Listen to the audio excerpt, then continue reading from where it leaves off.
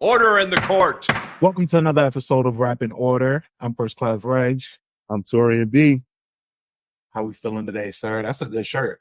Thank you. My Billy Joel, man. Sold out Madison Square Garden, baby, record.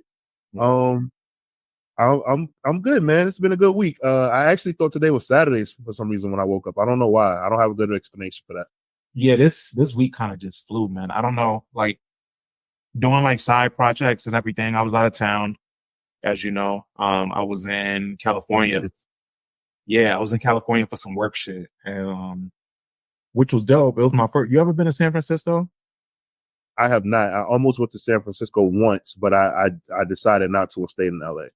Yeah. So San Fran is cool. It's breezy as hell. Like it gets really cold. When I got out there, a couple of my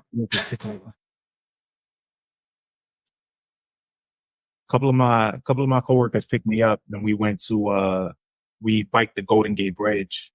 Oh, nice. Yeah, but then when we was biking, it was windy as shit. Like it's really, really windy on that bridge. But like we biked the whole thing and came back, and then we went and got some food and stuff, which was cool.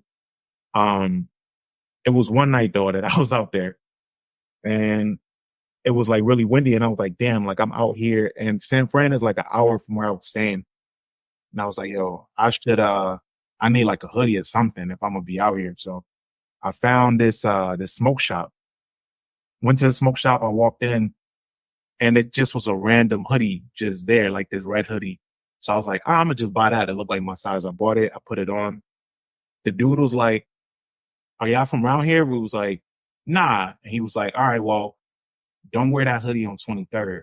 And I was like, yeah, I ain't gonna lie. I was waiting for you to get to that part. Hoodie in anywhere in California, and you just think like, oh yeah, I should wear that.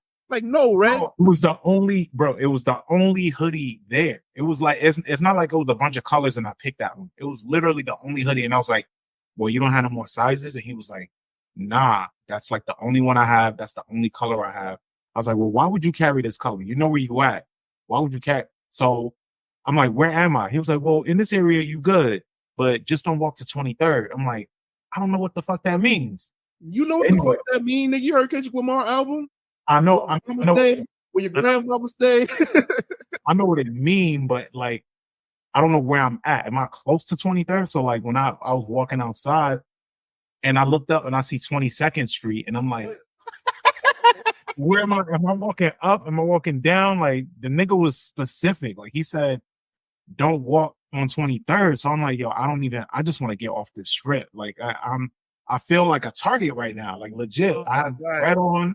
I'm in the hood. Like there wasn't like another, like you mean to tell me there wasn't a Target in sight? Bro, everything closes out there by 10 p.m. Okay, it was that night. So okay. Yeah, by like 10 p.m.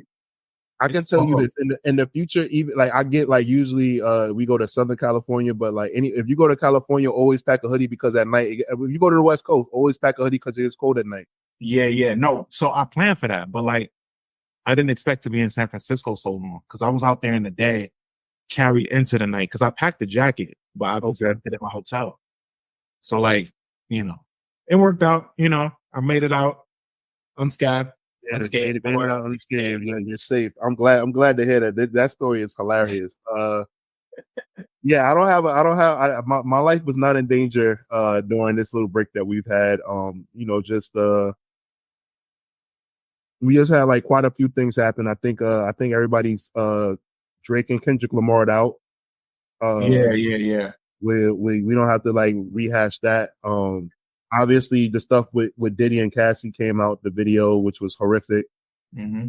That really sucked seeing that, you know, Puff being somebody that like we grew up like watching and listening to. You know, we've heard the murmurs and we've heard the rumors for years, but like, you know, now knowing like, you know what I'm saying, like, damn, like this is real. We have it on camera or whatever like that really sucks, you know, and I think it makes a lot of people like question a lot of things about how they want to go forward, like with his listening to his music. But I think that's really hard because it's like he executive produced so many albums. Yeah. It's definitely going to change a lot of things. I think, you know, I don't want to say took the fall, but he is going to be the ripple effect. Like it's going to be, I don't know. Oh yeah. There's gonna be more shit that comes out. He's been around and been so embedded in our culture for over 30 years. So that's just one sign. Like people, and it sucks that it's happening. And it's just that like I see now that Jay-Z is a topic of discussion of like, yo, Yeah, Jay-Z. that kind of doesn't sit well with me. Like one of my friends was like, "Well, Jaguar Wright gotta know," and I'm like, I'm not saying that the woman's crazy or anything, but like I just feel like, I don't think Jaguar Wright has been around these people for years. Like I definitely know that she was around at one point, because like she's a talented artist and like she was in demand. But like once like Ain't she on didn't she do Unplug with Hov? yeah, she did Unplug with Jay, and like she used to travel with the Roots band, and she had a project come out. And if I'm not mistaken, I think she was on J Records. That's Clive Davis's record label. Yeah. Where Alicia Keys was the flagship artist. Yeah, and I just think that like she says like a lot of like buzzwordy shit, or like she just says like certain stuff where it's just like kind of like, all right, well, no shit, like, but yeah. She's accused. She's made a lot of accusations, and I'm not saying that she's lying, but she said that Common raped her. Like she said, Black Thought has. Like yeah, like she's. I didn't see none of that. All I've been seeing from her, all I've been seeing from her is that the shit about Aaliyah with where they add like the scary music and she's talking to the camera, and the allegations about Hov and a bunch of stuff that I've seen, but I haven't seen that. That's crazy. And she just says like mad. She says a lot of like random shit. Like she said that Beyonce's father got her with Jay-Z because she wouldn't stop fucking everybody in the industry. And I was like, yo, what the fuck? Like, yeah, that I don't know. Yeah, man. Jaguar Wright. And then she used to date Cat Williams. I think she said, and yeah. So I don't know. We're gonna find something out in these. I mean, something's gonna come to the light. I would be really upset if something came out about Jay-Z in the same realm of what Diddy has going on. I think eventually I can make peace with Diddy, but with Jay-Z that would be very hard for me. That's gonna be very disappointing, man. It's like everything. I was talking to my cousin about it, and she's like, "Yo, like everything from my childhood, like as a millennial, this shit is like tough because it's like these are things that shaped the way that we lived in the entertainment realm. So it's like grew up listening to all of these people. Some people have modeled careers off of some of these people. Some people have like, you look at them as influences. Mogul in the hip hop community became such a cool thing. Like, and then you only had a select few that you could look at like that. I agree. And I mean, shit, think about this, right? Like if we really like break it down, you got Bill Cosby, somebody who was pretty much like told us like how the Black American family should be modeled after, right? Then you got Harvey Weinstein, who was the producer of all of these like great Miramax films that like we loved. And now we have Puff, a person that kind of like helped construct like the soundtrack to like our lives. Mm-hmm. Like, and it's not going to stop. Like, you know what I'm saying? It's going to be more, but like, it just sucks. Like finding out like these people like that, like we like revere and like idolize so much, like, I guess are human. And like, and sometimes like they have like very like evil ways about them, man. And it just sucks like finding that out. I guess that's why like, you should never like idolize a person way too much, Yeah, that's true. That's what it's taught us. I mean, Cat Williams kicked this motherfucker off, didn't he? Didn't he? Hell yeah. Yeah. But I want to move on because I'm getting sad. Yeah, yeah, we can get right into what were you gonna bring up? No, I was gonna say I wanted to know your thoughts about the Apple Music top 100 albums of all time list. So these lists, I get the idea, right? Because with these lists, saying something saying an opinion in such a definitive way is going to cause a ruckus every time, and that's what they wanted to do. So like saying like these are the 100 best albums of whatever ever or whatever, you automatically going into it like, what is this, right? And it's exactly what I did. But when I went into it and reading Ebro's criteria, it's still a bunch of bullshit. It still doesn't quite add up. Like the way it doesn't even stick to its own criteria, because one of the things that it lists was about Let's list them off right now. I'll say them. Albums that represented a cultural moment for the artist or genre. Albums that were complete thoughts, not just collections of hit songs. Albums that thoroughly represent culture and production and lyrics. Albums that inspired a generation to want to create more music. Albums that represent the best in storytelling, musicianship, recording, and production. Albums that are timeless and reach far beyond the genre categorization. Yeah. There's some, okay, so under that criteria, there's some albums on there. The artists are correct, but the albums are wrong. Like I wouldn't put, based on that criteria, I wouldn't put Control by Janet Jackson on there. I would put Velvet Rope. Like that was like a career defining album for her. I would have put Rhythm Nation.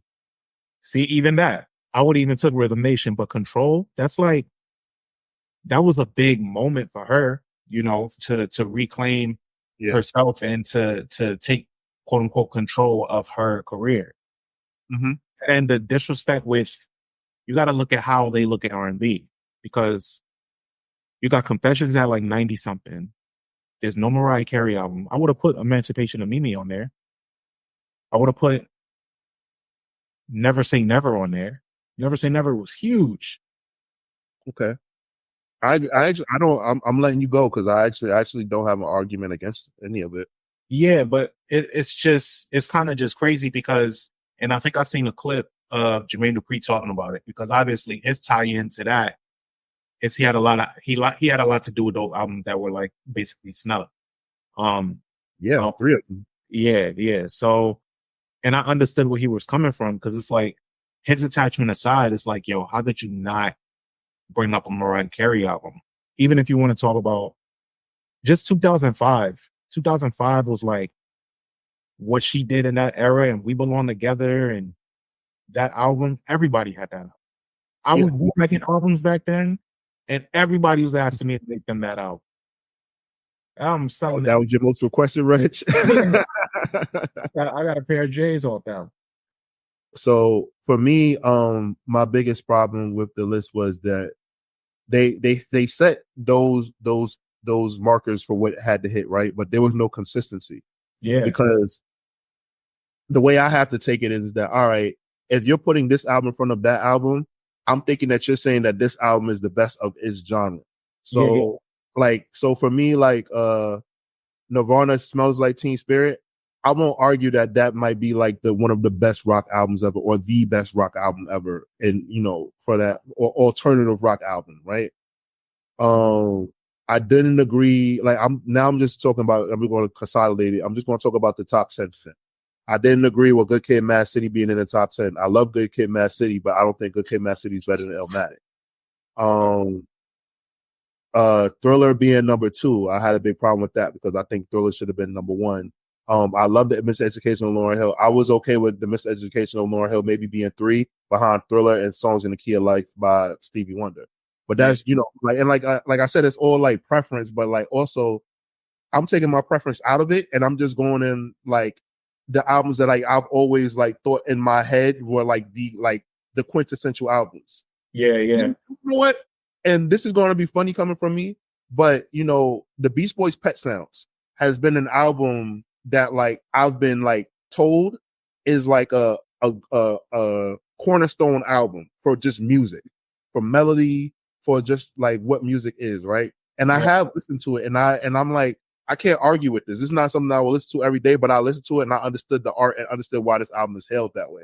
Mm-hmm. So there were just certain albums that like just really like kind of like made me like wonder like like with the voting process. And like I saw an interview with Ebro. He said that there were over 300 people that voted. Each person got 25 albums and they got to list the albums themselves, right?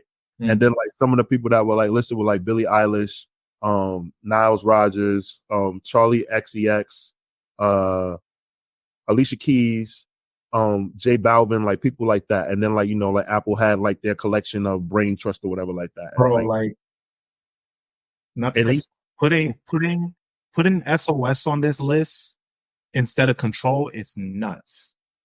I think they did that because of which album is the album that's like charting like insanely? Is it SOS or is it Control? Both of them. Like Control came out in 2017 and didn't leave the charts until like last year. Okay. I think SOS, the way SOS has been charting, like I guess like that was maybe it was recency bias, because I like Blonde, but I don't like Blonde to be top 10 albums of all time like that. Yeah. I don't even think Blonde is better than Channel Orange. And maybe I haven't revisited Blonde in a minute. I got it on vinyl. Maybe I need to give it a spin. But I felt like there was a lot of recency bias, and I felt like they didn't have enough people in the know for that category. So for R&B, we absolutely know they didn't have enough people that work in the R&B realm to be represented. I felt like other genres were represented well. I'll be honest with you. I don't think country music was represented well in there. I know a lot of people don't give a fuck about country music. I do. Yeah. R&B and country music weren't represented well in that list. This is nuts. D'Angelo number 57 for Voodoo. Yeah, like I think like, well, I will say this. I think that the 100 albums that they pick, I can live with the 100 albums that they pick. Yeah. And that's like, and like that's what I'm not mad at. But I just think the ranking, Confessions being so far down the list doesn't make any sense. Mm-hmm. We're not even talking about sales, but we were just saying like, as far as our criteria, it hit the nail on everything. It was cool. Impact. It had that impact. It just did that. Like you're not going to tell me that album didn't do that. And I wouldn't put Ready to Die before I put Life After Death. Agreed. Also, the Illmatic was ranked too low for me. Illmatic should have been in the top 10. Illmatic should have been a representation of hip hop. Illmatic was number 39. My Beautiful Dark Twisted Fantasy should have been in the top 10, top 20. I agree. Yeah, that's what I'm saying. Like, I just don't think that it was I don't think that they did a good job with the understanding of that. Like, we got like some of the quintessential hip hop albums. Like, you know what I'm saying? We got a Tribe album on there. We got a Biggie album. We got a Dr. Dre album on there. Eminem album. A Jay-Z album made it. A Nas album made it. Yeah. You know, like there were like quintessential like hip hop albums that like have to go on there. Mm-hmm. Eric B and Rakim's paid in full to make it. Yeah. I'm not happy that I didn't make the list, but I can understand why I didn't. I can understand why. Well, I don't know. Well, why would you think that it didn't? I think that they probably were like, all right, this album was groundbreaking, but this album didn't tell a story, or like I feel like they justified it by saying that this album was a collection of just really good songs rapping by Rakim. I mean, that's what Enter the Wu-Tang is. It doesn't tell a story. Enter the Wu-Tang, I mean, yes and no. Because that shit is, I mean, it's a great album. I'm just saying this is me just pointing out that they're you're right, they weren't consistent. Criterion is inconsistent. I get you. That's all. But they did what they wanted to do. They wanted niggas to just talk, you know? Nah, like that's what I'm okay with. Me and Sarah were actually talking about that, because Sarah was saying like she's over list and she thinks that it doesn't, you know, it's pointless. It doesn't make sense. Why can't we just enjoy music? And like I was like kind of sick looking at it, because I was like, yo, that's my fucking entire being. Like all I want to do is compare and debate shit. Yeah. I get it, because if I look at the positive of this and being a music lover, people are going to go to these albums and they're going to visit them. And the bulk of them, a good percentage of these albums are hip hop albums. And I feel as though some people, at least for the curious mind, if they haven't heard some of these albums, they're going to say, well, why the fuck is this album top 10? Why is this top 20? And they're going to go listen and they're going to run those streams up. So that's going to be great. Another, I'm a try to wrap this up. Another thing that was very disappointing was to find out that a lot of people that I respect in hip hop journalism don't listen to other genres of music outside of hip hop and R&B. Oh yeah, I figured that. I mean, a lot of it's disappointing, bro, because it's like I don't want to hear your opinion on this list. I want to hear your opinion on the hip hop list. Mhm. But if you're talking about, because that means if you never heard Smells Like, if you never heard Nevermind, but you know what I'm saying, like, then you can't tell me that Nirvana don't belong on the list. Yeah. A lot of people, their scope is just too small. Yeah, like you can't, like, I realize I listen to a very wide range of music that a lot of people don't. Like in the top 10, I own 8 out of the 10 albums on vinyl physically. Like I physically own them. And so, like, when some people were like making the jokes and they were like, "What's that?" or like, "I've never listened to REM," and this, and I'm like, damn, like, I'm not trying to say I'm like some super duper music man, but there's albums that I genuinely enjoy that some people are saying that they've never even knew existed. And like some of these albums are like quintessential projects. Yeah. So hearing some of my idols that I like really look up to say that they've never heard a project kind of disappointed me. But I will say that I challenged one of them and they actually responded back. Like I spoke to them in the DM, Rob Markman. Shout out to Rob Markman. I was like, I would like for you to listen to the Beast Boys Pet Sounds and do a YouTube episode on it. And he was like, damn, like, all right, like, like here we are. I was like, or at least do Nirvana, like, you know what I'm saying? Like, like that, like that's his era. Yeah. Like, how you didn't listen to that? He was like, yo, I'm from Brooklyn, bro. I was like, come on with that shit. Don't give me that. Yeah. But I get what he means though. Like when it's not necessarily about where you're from, but like your surroundings. Like who was he around that's listening to Nirvana or listening to Beastie Boys or the Beatles? I guess for me, I watched MT. Like obviously, I had an aunt that listened to a wide range of music that put me on a lot of stuff. But bro, like watching MTV, like I wasn't that kid that like if I was watching MTV and like something came on that I didn't like, I would immediately turn to BET. I would just continue watching it and like just be like, all right, let's see like what's going on. So I would like get into it and like listen to watch Headbangers Ball or just watch like the countdowns and shit like that. Like I didn't shun it out. So I guess that's like where I come from with it. But overall, like are you cool with the top 10 of the Apple Music top 100 albums? No, I'm not. No? I'm cool with them being on the list, but the placement is not what I'm rocking with. I think Lauryn Hill. Huh? Miseducation of Lauryn Hill. Thoughts?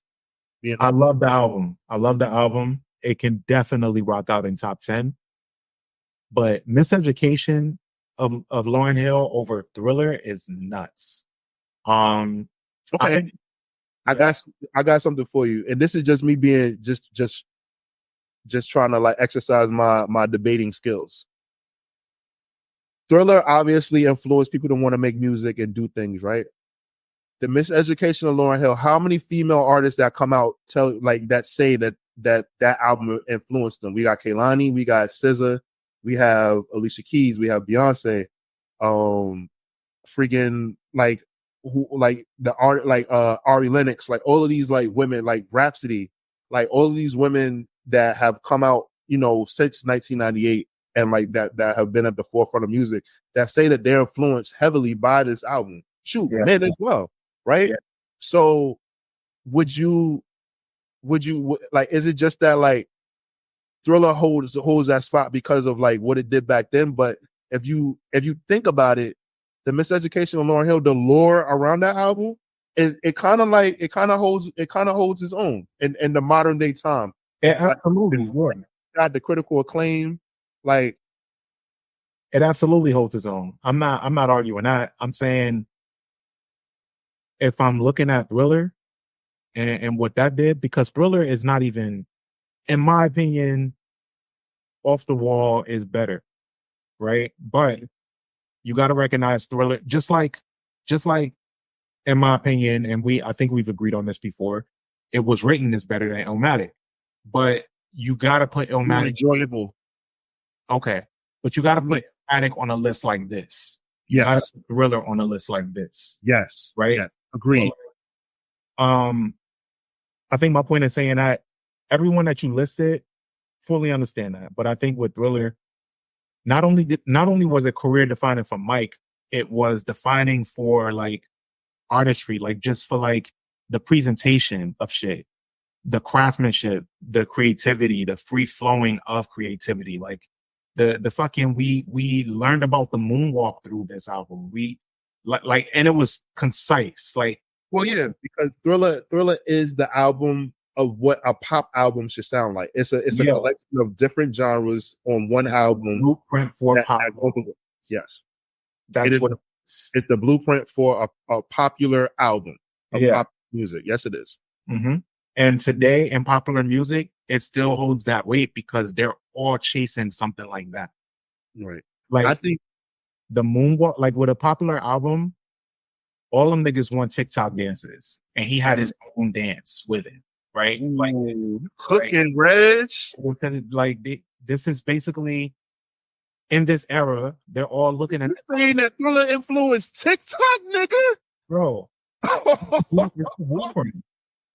That's why it should be. Okay. All right. Okay, ladies and gentlemen, Regg, that break Regg ain't get rusty not one bit. But yeah, okay. No pushback there. Yeah, Lauryn Hill definitely had her moment, but I definitely okay. I do think this though. I think like they're just trying to usher in a new guard. Like they can't like parade Michael Jackson around. He's not here.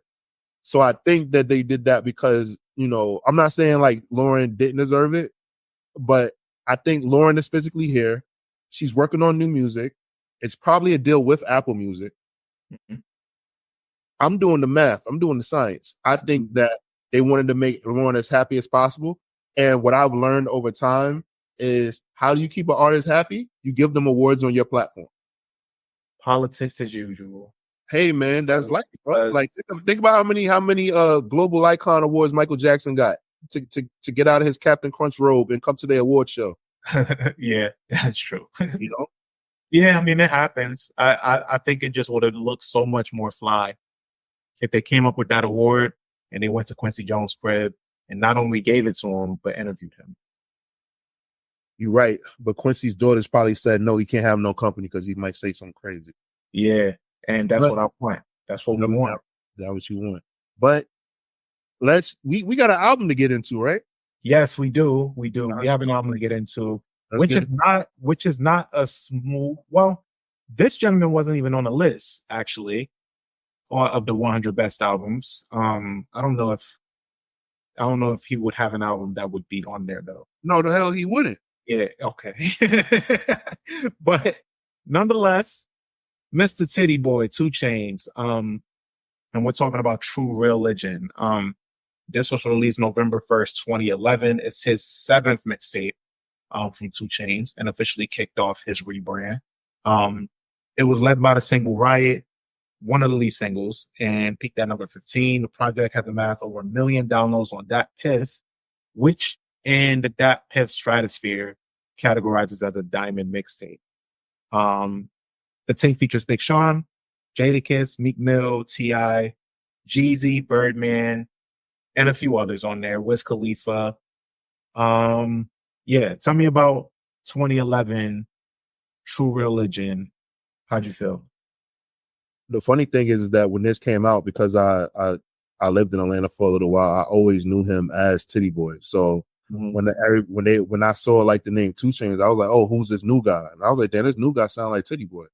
And then I had to put everything together, and what he was doing was so like brilliant because like he's been around the industry for a long time, and I think that when this project came out, it like hit like nationwide, because before this project he had his other mixtape that came out, Trapavelli Volume 2.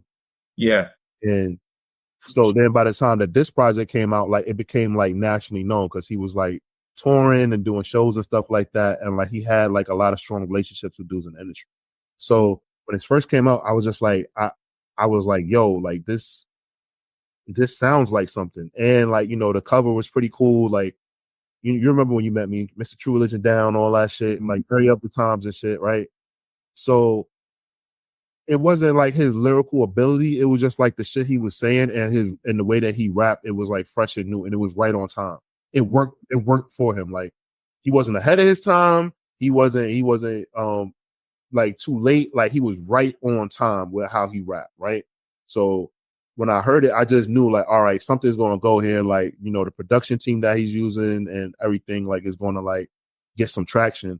I was just like wondering, I'm like, damn, I wonder what happened with him and Ludacris. And then like, you know, we found out later on, like, you know, he got himself out of his deal and just went directly to Def Jam.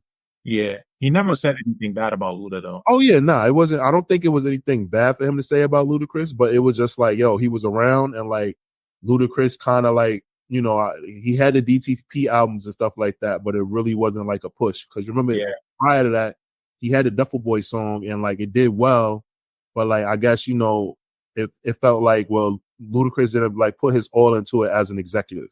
Mm-hmm.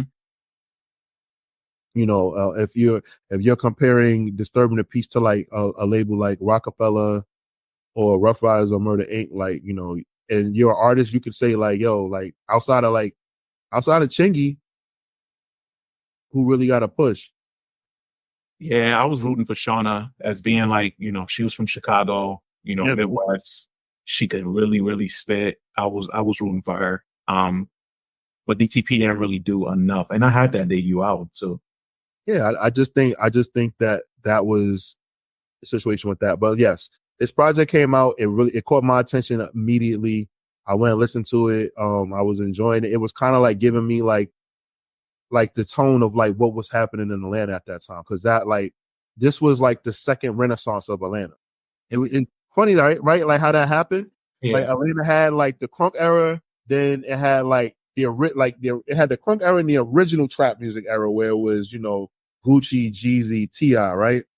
And then like it died down because like snap music became so popular. Yeah. Right. So Atlanta was still on the rise, but like people were like making fun of it. And then like I guess like people could say mumble rap became like a thing, right? And I guess you could like people would blame that on like the Migos and like Travis Porter and shit. But 2 Chainz pretty much kind of like brought the element of like trap music, but like working with the newer producers that were like leading the way. And like he was kind of like one of the faces of that. You know, like when Future was on the rise, like he was on the rise as well. So like that's why like how I just like I see it like, you know, kind of like it was like a changing of the guard. Like Jeezy, Gucci, T.I., those guys were like the elder statesmen. And even though 2 Chainz was their age, he was still a new artist to a lot of people. Yeah. Okay. I think for me around this time, it took me a minute to listen to T.R.U Religion. Because back then when it came out, I mean, I heard Riot, that was like the joint, right? And then I heard Spend It. Spend It was going crazy. For me, like, you want to know what's funny? Riot, I miss Riot. Like, Spend It is what reeled me in. Yeah. And T.I. fucking bodied that. Spend It was everywhere. And then KO with Big Sean. Okay. That shit was everywhere too. So like slowly but surely I was getting pulled to this project, but like I didn't really get pulled to listening to 2 Chainz solo shit until his Good Music run. That's when I started like really, really listening to his shit. And then I went back and I found this and I downloaded it from that piff. And I remember my reaction to it was like, oh, this shit is hard. Like he's really, really not the same person that I first started listening to. Like it just felt like an upgrade, like a refresh. And it was like one of the first proper rebrands that I remember seeing. Cause it's like, you know, he still, I felt like his look, like his image, his swag, everything was like, oh, right. He figured out something that what he did was smart. He was signed to a label and he was on a label with a superstar. And I think a lot of artists that were like popular, like signed to labels during the 2000s when like there was like a bunch of labels, could have learned from 2 Chainz. He was a weed man, so everybody that came through Atlanta that needed weed, he was able to get it for them. Like he was the plug, right? He built relationships to the point where he knew he can get verses from anybody in the industry, and like he learned everything that he needed to do. So it's like I think like 2 Chainz and Jim Jones, I would say were like geniuses when it comes to this thing. Like they learned how to do everything themselves and how to like make the money work for them. And then they were able to like create careers for themselves and make hits and like pretty much go further than some dudes that were way more talented than them. But they had the work ethic and the know-how to get around the industry and do those things and become stars in their own right. Yeah. While standing next to like artists that were really, really popular, like Jim Jones with Cameron and Mapes. And then you got 2 Chainz, who learned, from watching Ludacris and being close friends with Lil Wayne. Yeah. He was able to like 2 Chainz was able to like carve out something for himself and like really like make like a name for himself. And like his career should have been done after Duffel Bag Boy didn't like take him further or anything like that. It should have been over. But like he was really smart and really determined, and that's why I respect him more than anything. Like like he loves all these fucking acronyms and everything like that, and like he's very like a very in the moment person. But I will say I respect how he did that, because most artists would have quit. Agreed. Yeah, I agree. And not to mention, him finding that affiliation with Kanye. I think any other artist would have just signed to good music, and he didn't do that. Like he used that partnership and that affiliation to really, really get his name out there. He was around the business too long to get caught up in that shit. It was no way. Yeah. So let's see. We kick off with Got One, which off rip feels so nostalgic to it. This album is fucking timestamp, bro. Yeah, it's so 2011. A lot of the joints on this album, I kept feeling that way. Like as I was listening, damn, like this shit really sounds like that year. Like I remember exactly what I was doing that year when I downloaded this. Yeah, bro. Like, this album was really very much so like a timestamp project for me. Like when I listened to it, I'm like, yo, I remember exactly where I was for this song, or like, times like when I was like driving with one of my boys, like going on like a dumbass trip to like New Jersey for no reason. We was just playing this project, like just having like small memories. Like this album, I'll say this at the beginning, this album isn't timeless. This album is timestamp. It's not timeless at all. And then you got Understatement, which, man, I miss Lex Luger, man. I don't know, like, yeah, what happened to that nigga? Bro, I don't know. Like, I think at that time, because 2011 was a big year for him too. You had Watch It From Home. He was all over that. You had the shit that he did for Ross. Like he was everywhere. I think I do remember him being frustrated that everybody wanted the same sound. Oh, that's what happened. Everybody just wanted his drums. Okay. Yeah, like that shit that he did. Yeah, but I thought him and Young Chop were gonna be like, yeah, Young Chop. Oh man, yeah, but like he had a time. But I say that to say Understatement was a hit. So many dates on my calendar. All right, so I gotta come clean. Listening to this project was so cringe for me, Reg. It was hard. Like my notes are like very like short. Like it's very much like straight to the point, because like I'm thinking about like, all right, when this album came out versus now, and I'm like, yo, 2 Chainz was really just saying a bunch of bullshit. Like 2 Chainz really just says like, he finds really expensive things. That's how he got to show expensive shit. And like talks about it, or like talks about things that he wants. Like he would like 2 Chainz was really, really talking for the dope boys in Georgia at that time. I mean, dope boys across the world. Yeah. And like it's talking about like material things that they want and things that they want to buy. And like I feel like on every fucking track is the same song. It is. It kind of is. It like, but that's the thing. That's like, but then you got to be a genius in that sense, right? To know what works for that moment. Yeah. A lot of these rappers, they're not making shit. Like there's rappers that make shit for the moment to capitalize off that shit and to make a quick buck. Then there's other rappers that make shit that they want to intentionally stand the test of time. Right. Ongoing battle for the listeners is trying to determine who makes what.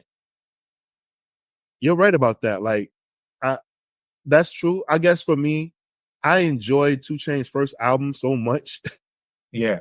I couldn't believe how bad this mixtape sounded to my ears, and I was like, wait a second, let me go listen. Let me go listen to this debut project from him, and I still enjoy it. And I'm like, yo, why the fuck? Like basically what I'm saying is like I'm also impressed at like how like musically he grew so fast in such a short amount of time for that first album. Because the first album is good. I could still listen to it. This mixtape, Regg, I regretted suggesting that we do this mixtape. I wanted to change it so bad. Like, you don't understand. Cause like I'm like, yo, like I love 2 Chainz as an artist. I remember the first South by Southwest I went to, there was a showcase and Schoolboy Q came. No, yeah, 2 Chainz was performing and Schoolboy Q came out with him, right? And fans were like reacting to it. Like, so I posted the video and fans was like, yo, like, I can't believe Schoolboy Q put this nigga on his album. Like, this nigga sucked. He killed like, that verse too. People hated 2 Chainz, bro. Like, and yeah, you're right. He did kill that verse. He actually, what we need to talk about is his feature run that year. Yeah. That's the most impressive thing. Yeah. His feature verse was, his feature run was crazy. His feature run from 2011 to 2012 to the end of 2012. So from 2011 to 2013, 2 Chainz had a feature run that was insane. Yeah. I think like that feature run is up there with that feature run that Wayne had and that feature run that Future had. Yeah. And I think I'm missing an artist. There's another artist who had a crazy feature run. T-Pain as well. T-Pain? Yeah. So up there, like J. Cole. Oh, and Cole, yeah. Cole had a great feature run too, but more recently though. Yeah, more recently. But but Wayne definitely had the feature run of all feature runs, but 2 Chainz feature run for that 18-month period or whatever you want to say. I definitely give it up to him. I clap. Like I give him all. He has some great. I'm looking at some of them now. Like he was on I can name them. I wrote them down. He was on Push's album. Yeah, he was on. He was on. You got Feds Watching, Mercy, Fucking Problems, Bands That Make a Dance, Bees in a Trap. What is this one? DJ Primo's. My moment. This song, My Moment. I don't even know where that one's from. But like these songs were like hit songs. Yeah. Huge hit songs. It wasn't just like him popping up. Oh, Nicki too. Nicki had great. Nicki had a great feature on. Yes, she did. Yeah. Her feature one was crazy. But yeah, let's see. So on the anniversary version of this, he added 2 more songs. And I think those were Regg with Big Sean, and he added the one with Wiz. The one with Wiz is Sofa. So they both, and they sound like they were recorded fairly recently. No, or like not in that time frame, but they made them sound like it. I don't know if they were just add-ons. But they fit the scope of this mixtape pretty well. Like it does. Yeah. But like I said again, I can't wait to be like I don't ever want to hear this project again. I'm yeah. So we can I can just name like some highlights and then we can move on from this, honestly. So I do really like I said, the KO joint with Big Sean. The joint with Wiz. Spend It is great. Spend It, that's the song. Yeah, that's the song. And then you got Stunt is terrible. I hate that song with Neek. Yeah. Okay. And remember Creation? Yeah, that's how you pronounce it. It's not Creation. It's Creation, the white girl. I thought it was Creation because it's Krea. Why? Probably right. You know I can't pronounce shit right. So I just always call it Creation. Yeah, but that's how you notice the timestamp. Like Creation is on here. Like that's crazy. Remember how in love Felix was with her? Like, Felix used to really try to like. Felix just be arguing shit just to practice arguing because there's no way. I guess. Yeah. What about you? What are some standouts for you? Spend It. That's it. Like I don't. Like I said, that's it. Like I know it's the lead single and everything. Well, the second single, but like I'm being genuinely honest with you. I don't ever want to hear another song from, like, that's how I'm gauging it. I don't want to hear another song from this mixtape ever again, minus Spend It. That's all I need from this mixtape. Okay. Like, I prefer Based on the True Story, his debut album. Oh, for sure. Based on the True Story, total package. Yeah, like with this project, like a lot of the songs sound the same. None of them are as compelling to me as they were when they came out. The songs didn't age well. Mm-hmm. And it just doesn't make me want to like go back to them. Like I definitely understand that at the time, like he was pretty much depicting what was happening in Georgia. Yes, I think he was. And then also it kind of goes to show, I'm trying to think what other Atlanta artists came out in 2011. Like with projects. That came out with projects. Let's see. Let's just look it up right now. We got computers in front of us. Yeah.